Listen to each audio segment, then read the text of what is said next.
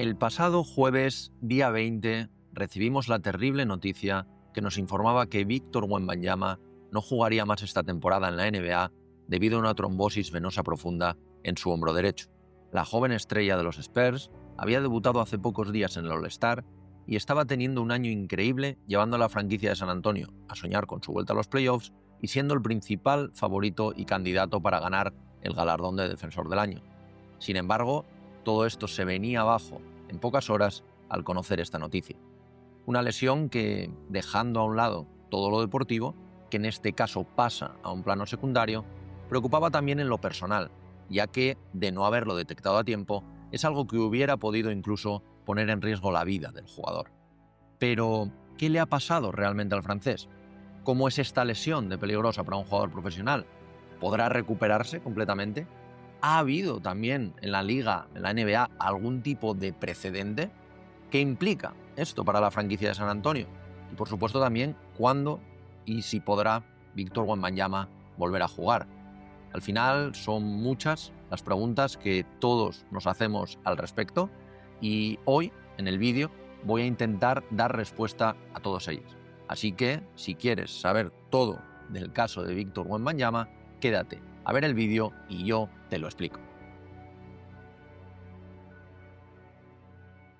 Como decía, el pasado jueves día 20 de febrero y tras el parón del All-Star, cuando se reanudaba la competición, recibimos una noticia que tuvo un gran impacto a nivel de NBA por el jugador que era y también sobre todo por la tipología de lesión, ¿no? Que no es algo tan común dentro de la NBA.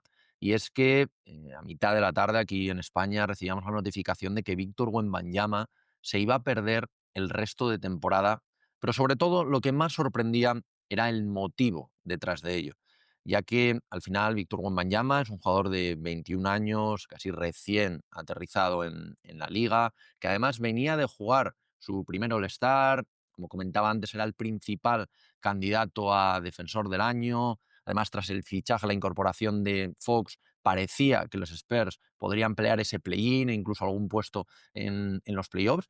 Y todo esto se viene abajo en apenas unos minutos por esta noticia. Y además una lesión, como decía, que no es algo habitual y también en la zona donde se produce, ¿no? Al final recibíamos una notificación en la que veíamos que Víctor Wembanyama tenía una trombosis venosa profunda en su hombro derecho, ¿vale?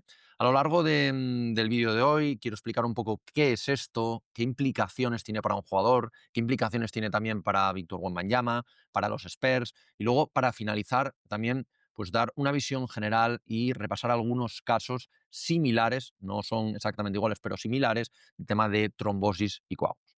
Entonces, lo primero, ¿qué es, no, una trombosis venosa profunda, ¿no? Que se conoce como una TVP? Pues bueno, una trombosis al final es un coágulo sanguíneo en una vena profunda del brazo. Es una especie de masa de sangre que se ha vuelto espesa y se aglutina como una especie de gel, digamos, que hace que no fluya la sangre al no mantenerse en un estado líquido. Además, ¿qué implicaciones tiene que sea una vena profunda?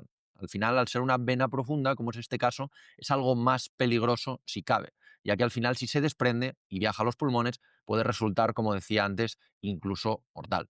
Esto sí que es cierto que en jugadores altos, como el caso de Víctor Wembanyama, 2,24, pues bueno, son, digamos, son más propensos a este tipo de lesiones por la composición un poco de su tejido arterial. Al final también los constantes viajes que se hacen en la NBA, los movimientos también tan repetitivos a la hora de tirar a canasta y de moverse y hacer siempre los mismos ejercicios, pues digamos que favorecen, ¿no?, entre comillas, que aparezcan estos coágulos.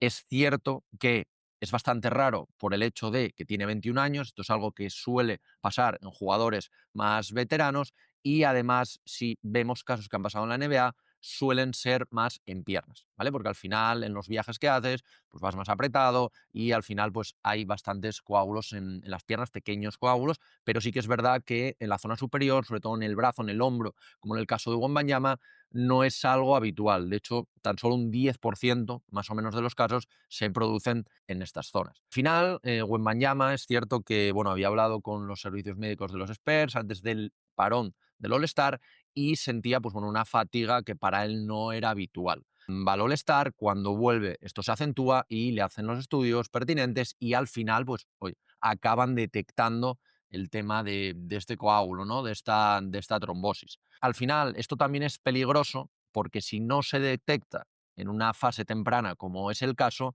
puede haber peligro de transmisión. Podría haberse trasladado a un pulmón y ahí sí que podría llegar a ser algo mortal. Al final, digamos que es el principal peligro, ¿no? Es cierto que ahora hay que tratarlo poco a poco, ahora comentaremos cómo funciona esto y también pues un poco el periodo esperado de baja y la recuperación que puede tener esto, pero el principal peligro es no detectarlo y que esto vaya a los pulmones, que resulte lo que decía antes, puede resultar mortal.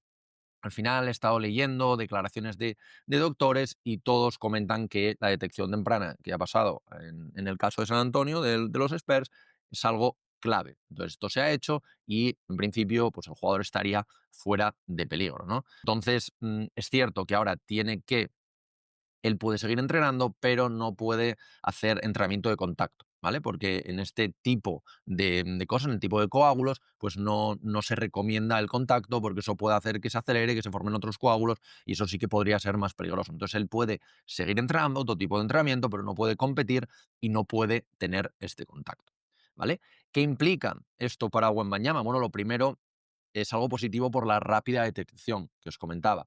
Es verdad que ahora, pues en su mejor momento, perderse la última fase de temporada pues evidentemente no es algo bueno, pero es cierto que esta rápida detección es lo más importante porque por lo menos pues no pones en peligro tu vida, ¿no? Digamos. Luego al final, en el caso de Deportivo, pues obviamente no había llegado a los 65 partidos que tenía que llegar, creo que tenía como 46 partidos, entonces pues se queda fuera de los quintetos del All NBA y se queda fuera sobre todo de esa lucha por el defensor del año. Que como digo, esto pasa a un segundo plano, pero bueno, al final se queda fuera porque no llega a esos 65 partidos necesarios, ¿no? En este caso, bueno, se han comentado ya nombres como Jaren Jackson Jr., como Evan Mobley, para intentar ganar este galardón que, como digo, Víctor Wembanyama, pues lamentablemente no podrá seguir compitiendo, al menos esta temporada, ¿no? Porque yo creo que ese premio va a llevar su nombre muchos años puesto.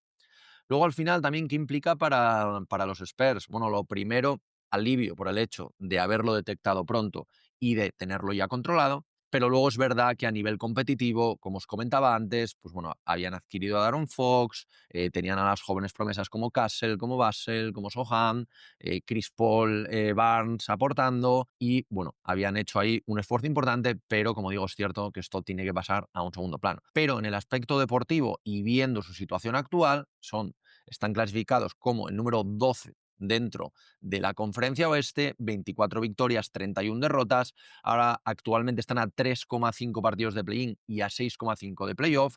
Parece que esto va para abajo. Además, vienen de perder esta noche contra los Pelicans, que son el peor equipo del oeste. Y entonces, esto sumado un poco al draft que viene, a Cooper Flag, que evidentemente todo el mundo habla de Cooper Flag y de lo que puede ser esto para una franquicia, pues ya se está empezando a hablar de tanking dentro de la franquicia, que creo que tampoco va a ser demasiado tanking, porque al final al perder a Wembanyama, quedarte esa zona interior con Biyombo, que le acabas de dar un control, con Basi, que está en el banquillo, pues obviamente vas a empezar también a perder partidos. Entonces también veremos cómo van gestionando esta situación. Es cierto que a priori, ahora mismo creo que son cuartos por la cola, pero los últimos 3 parecen inalcanzables porque ya llevan, pues están a bastantes victorias, pero como todos sabéis, el tema del draft, al final, pues bueno, siguen teniendo posibilidades. Cierto que menos, pero bueno, podrían tener más o menos por la posición actual entre un 3 y un 10% que les toque ese pick número 1 y poder seleccionar a Cooper Flag. Entonces esto también es interesante, imaginaos meter a Cooper Flag ahí con Wembanyama, con Fox, con Castle, pues bueno, pueden hacer un equipo bastante curioso, ¿no? Es cierto. Aquí en este caso, aunque es algo difícil, por probabilidades que pensaréis, oye, un 3%, a lo largo de los últimos años, el tema de esta lotería, pues ha tenido varios casos, ¿no? El último, pues por ejemplo, el caso de los Atlanta Hawks, cuando seleccionan a Rishacher, ¿no? Que tenían un 3%, la décima probabilidad. Los Pelicans con Zion tenían la séptima probabilidad, o solo un 6%, y acaban subiendo al pick 1. Y luego en el caso de Cavs, casos más conocidos, ¿no? Como el de Wiggins, que tenían un 1,7%. El caso, ojito, de Irving, que era un pick, creo que de los Clippers, si no me equivoco, pero tenían un 2,8%. Entonces también, pues oye, esto es algo a tener en cuenta. Y ya no solo Cooper Flag, hay otros nombres muy interesantes en este draft. Entonces también, pues bueno, evidentemente que no esté Wembanyama pues va a ocasionar que los Spurs bajen. Yo creo que no van a llegar incluso al play-in. Veremos también cómo lo gestionan, pero también, pues oye, también hay que mirar al draft y ver de cara al año que viene. Y ya por último, simplemente quería repasar, ha habido a lo largo de la historia varios casos, pero quería repasar 3 casos que son más similares también por impacto, ¿vale? Porque este también ha tenido un impacto mediático muy importante y también por cercanía temporal, ¿vale? Por impacto, creo que el que a todos nos ha venido a la cabeza por cómo acabó también, ¿vale? Es el de Chris Bosh, ¿no? Que tuvo un coágulo en los pulmones, que además luego tuvo otro que se le extendió en la pierna, creo que en el gemelo, y que al final, en un momento con creo que era 31, 32 años, al final lo obligó a retirarse estando en los Miami Heat en 2015-2016. Él, pues bueno, está en un buen momento de su carrera tras ganar los 2 anillos y se lo obliga a retirarse. Empezó por un dolor en el pecho, fue hospitalizado y al regresar le detectaron otro, como decía en la pierna, y al final pues no volvió a jugar en la NBA. Vale, este es el caso más sonado y también como el más grave, ¿vale? Pero bueno, este yo creo que teníamos que comentarlo.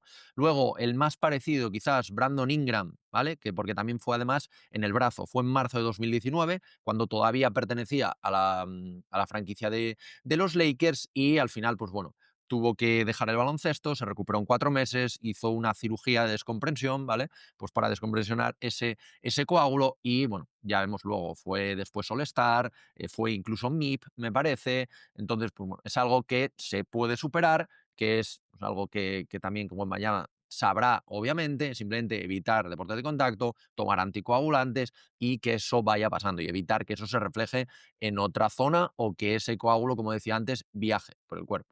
Y luego el último caso y el más cercano, si no me equivoco, es el de Ausar Thompson, ¿vale? Que también, pues bueno, es un caso parecido, un caso de coágulo. En su temporada rookie se perdió los últimos 20 partidos porque se le detectó un coágulo, creo que era un partido contra Dallas, que él se va y luego, pues bueno, está fuera unos meses, más o menos creo que fueron como 8 meses de recuperación, en este caso, para recuperarse completamente, sigues entrenando, pero sin contacto, y al final, pues oye, volvió, ahora está haciendo una gran temporada con los Pistons y no tuvo más complicaciones.